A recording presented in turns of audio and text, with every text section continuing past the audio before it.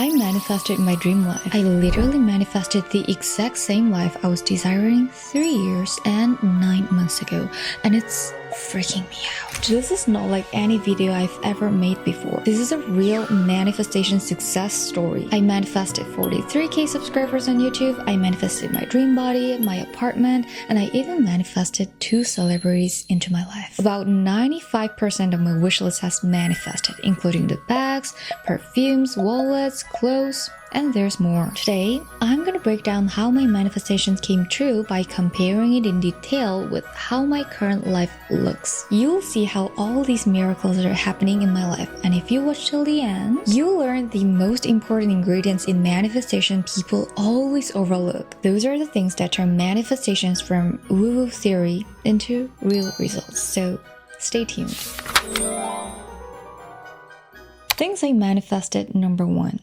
Lifestyle. I'm a full-time creator. I gained over 42k subscribers on YouTube in 8 months. I live alone with no one to disturb me. I pay my own bills and I'm financially independent from my parents. Back in my first year of university, about 3 years and 9 months ago, I wrote down this exact life I'm living right now and wished it would come true someday. And now, 3 years and 9 months later, I'm actually living it, and it's freaking me out. It's not just because I'm living the exact life I wanted, but because I used to believe this life was impossible for me. I still don't understand how I got to this point in my life. How all of my manifestations became my reality down to the tiniest detail. There were very specific things I wanted. First, I wanted to be a big YouTuber who could influence many people all over the world, but I didn't want to be famous in Korea. In Korea, cancel culture and cyberbullying often go way beyond simple criticism and can completely destroy someone's mental health or career, especially for K-pop idols and influencers. Even one small, stupid mistake can make people attack them so much that it feels like their whole career or even their whole life is over. One mistake and you're out. Hate comments everywhere. I wanted to be able to express myself honestly and talk about any topic freely. So instead of trying to become famous in Korea, I decided to build an audience overseas, in the English-speaking world. And since my goal has always been to build a life outside of Korea, it's really important to me to speak English very fluently. So I thought by creating English-speaking content, I could practice and improve my English. And also, because I used to live in Germany, I experienced a very different culture. People there just mind their own business. They're not nosy at all. So after coming back to Korea, all the noise, judgment, negativity felt overwhelming. That made me more sure that I don't want to be famous in Korea. Second, I wanted to get monetized on YouTube before graduating. As soon as I got monetized, my plan was to take a break from university and only focus on YouTube because I didn't want a 9-to-5 job. I didn't want to work for someone else. My goal was to build a stable income system before graduation so that I wouldn't need to get a job. That goal was always so clear to me. I had this vision before I even had a channel. I just always knew since I was a kid that working at a company or having a normal job could never give me the kind of lifestyle I want or the financial freedom unless it was some super fancy job. Third, this is connected to the second point. I didn't want to get a 9-to-5 job. My mom and my grandma always emphasized how important it is to have a stable job and a stable lifestyle. So after you graduate, you need to get a good, well-paid job, get married, have kids, and settle down, stuff like that. Such an old-fashioned and traditional mindset. I didn't want that at all. I didn't want to wake up early, go to an office, work Monday to Friday, and then weekends the kids are screaming and running from early in the morning, and there's a husband, and I'm in the kitchen making breakfast. Immediately, no. Well, it's a great lifestyle for someone, but definitely not for me. I just knew since I was a kid. The successful and safe lifestyle my grandma always talked about is not the life I want to live. I always wanted to work freely without being tied to a specific place or schedule and make money in my own way. Growing up, I saw so many people go to work every day, come home late at night, work hard at a job they didn't even like, and complain about their life all the time. I didn't want to become one of them. My priority has always been challenge over stability,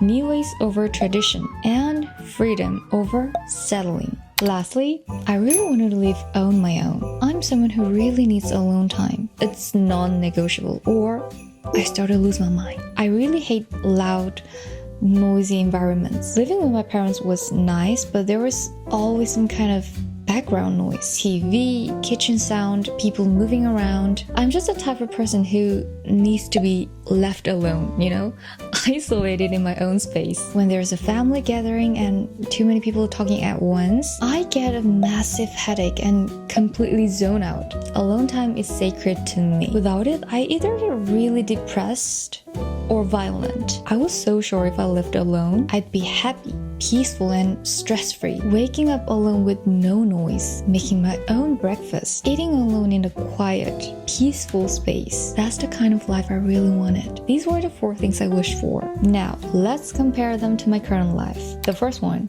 making English content, happened. I only speak English in my videos, sometimes a little bit of German, but not Korean. The second thing, getting monetized on YouTube, happened. I have my Google AdSense right here. The original plan was to take a break from university as soon as I got monetized, but I wanted to make sure everything was stable, so I waited until I passed 30K. And then I took a break. The third one, not having a 9-to-5 job, also happened. I make my money from YouTube and from a blog I built years ago. I created a stable system, so even though I'm not writing that blog anymore, it still makes money for me, even while I'm sleeping. So yeah, I'm not planning to get a typical 9-to-5 job. The last one, living by myself, happened.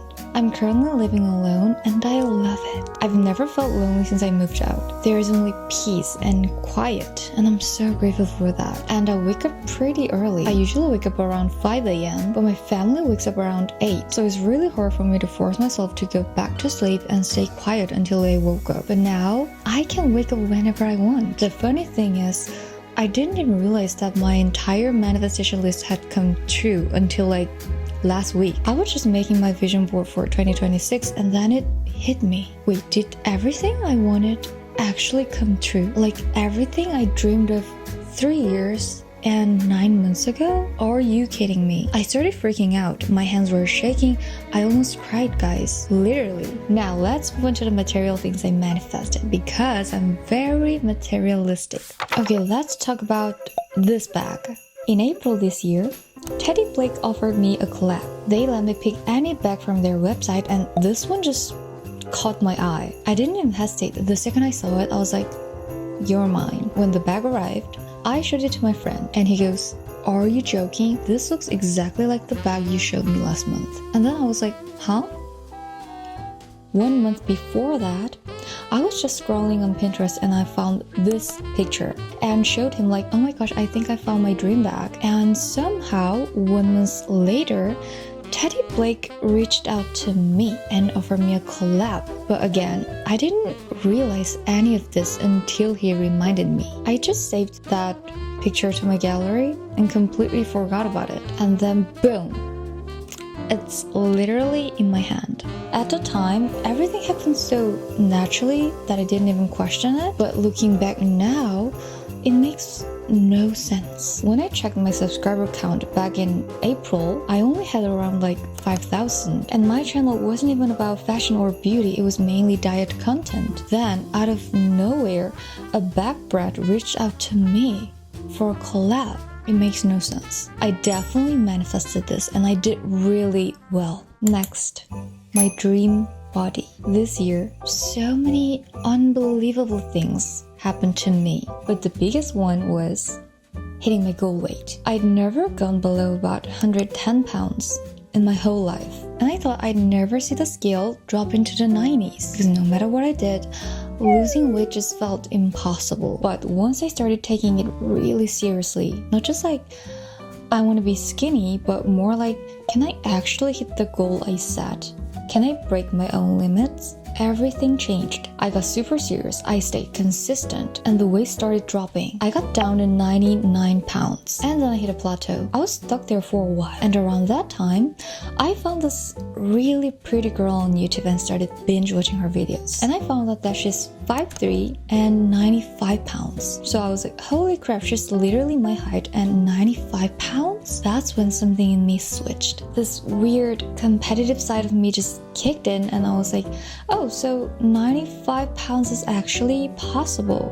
If she could do that, I can do better. So I changed my whole workout routine. I went into a calorie deficit, and I eventually reached 93 pounds. Wow, my dream body. I even made a video about the whole weight loss journey, but YouTube deleted it. That was huge for me, but now I don't do that anymore because I realized that was like too underweight. It was just a one-time thing, you know? I just wanted to see if it was possible for me. The reason this experience is so special is that I broke my own limit. I did something I genuinely thought was completely impossible for 20 plus years. Do you know how that felt? Can you even imagine? It was like a huge door to a completely new world full of possibilities just opened up for me, and I was the one who opened it. It felt like every chain that had been holding me back just fell off. That was the real freedom. That gave me incredible confidence and self-trust. It became proof for me. If I could do that, I can do anything in my life. I can achieve anything in my life. Whenever things get hard, I'm like, I hit 93 pounds. There's nothing I can't do. Literally nothing. After that experience, I started to see my own potential more clearly and believe in my own power. I started to fully, 100% trust myself. I realized I've been grossly underestimating myself for so long. By achieving something once I labeled as impossible, I learned that the only thing that holding me back was me. So now I try not to put any limits in my mind. And whenever things get hard, I'm like, compared to losing weight, this is like nothing, because that journey was really, really hard. So don't limit yourself. Don't underestimate your power and your potential. Next, home condition. My manifestations went crazy this year, and I really sat down and asked myself, why is this year so different from last year? And I came to this one conclusion: emotion. I've been vibrating on such a high frequency. Ever since I moved out, I've been feeling genuinely happy and peaceful because no one's disturbing my own cozy space. Of course, I've had ups and downs, but my dominant energy state has been always so calm, peaceful, and just good. The universe isn't listening to your words or your prayers. It simply mirrors your frequency. And your frequency comes from your emotions, the feelings you repeat every single day. And I really think that played a huge role in why I became such a powerful manifestor this year. Because I've been feeling happy 24/7. And yes, I also manifested my apartment. It's not like my ultimate dream apartment, but it has everything I asked for. I wanted a place with really big windows, a bathroom with a shower booth, a high floor, a new building instead of something old and worn out, and a place that wasn't too far from my uni, because back then I was still attending classes, so the distance really mattered. I wanted this kind of vibe. And this is what I actually got. But I honestly thought it was impossible. I already knew the places around my uni, either dorms or tiny studios, were really bad, especially the dorms. And I knew I could never live in there. When I actually started viewing places, all the apartments were so disappointing. None of them felt right. I wanted to move out only if I could find a place that had everything I asked for. If not, I was just gonna stay with my parents. I kept apartment hunting and started getting really tired of it. Then one day, this one place just caught my eye. I called the real estate agent, went to see it, and signed a contract right after seeing it, because this place had everything I wanted. What I love most is that it's a new building and it has huge windows. I mean, the room is pretty small, but as a first place just for me, it's perfect. I still have no idea how I ended up getting it. I'm so lucky. Wow, Suan, you really did it. But how? Did it all happen overnight? No, I had to go through a lot. I cried, I burned out, I was stressed, I was worried all the time, and I failed so many times. But I took action anyway. I took action even though I was scared and unsure. I took action even though I didn't see any results for 6 months. I took action even though I was tired and burned out. And no matter what, I didn't quit. No matter how hard it got, no matter what happened, no matter how exhausted I was, I didn't quit. And these two things, taking action and not quitting, are actually most people's biggest weaknesses. They don't act, and even when they finally do, they quit after a week. Oh, I'm tired, I don't have time for this, I don't see any results, maybe it's not for me. So they just quit. These two things are so obvious that people overlook them, but they're actually the most important ingredients in manifestation. You have to do something and repeat it relentlessly. Then one day, without even realizing it, the things you wanted so badly will be in your hands. Okay, bestie, thank you for watching today's video and I'll see you in my next one. Danke fürs Zuschauen und wir sehen uns im nächsten Video. Tschüss, tschüss!